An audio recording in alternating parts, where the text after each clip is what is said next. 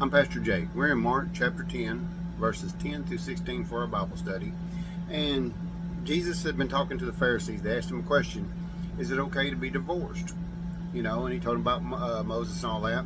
Well, the disciples ask him the same question when they get into the house. And he looks at them and tells them, he said, any man or woman that puts away their spouse, other than adultery, commits adultery. That's if they can put them away, but they can't marry. That's what he says here. It says, whoever shall put away his wife and marry another committeth adultery. And then during this time, they also brought some kids and some babies and brought them in. And the disciples rebuked them. They didn't want the kids in. Jesus corrects them, says, he said, suffer not the little children to come. He said, the kingdom of heaven is such as this. You have to be like a little child to enter the kingdom of heaven. The reason why he's saying this is because we have to humble ourselves. We have to be like little children. When we start, one thing is, when you become a Christian, don't think you know it all. You will learn over time.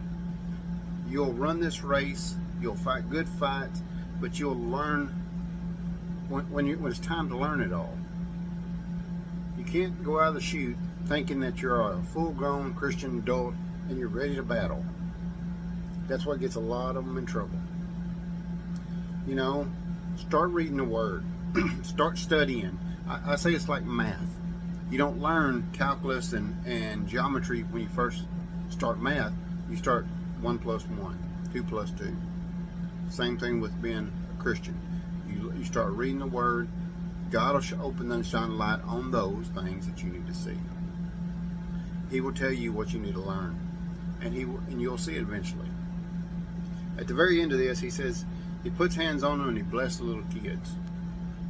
That's another thing that we have to remember in church, and I've heard this said 1,000 times. Well, the kids don't matter because these people here on these benches pay the tithe.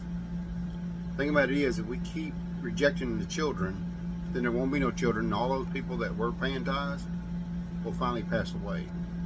Then what will happen? Church is closed. We have to put up youth programs. We got to be out there for the kids. Bless them, keep them interested, and let them know that God loves them.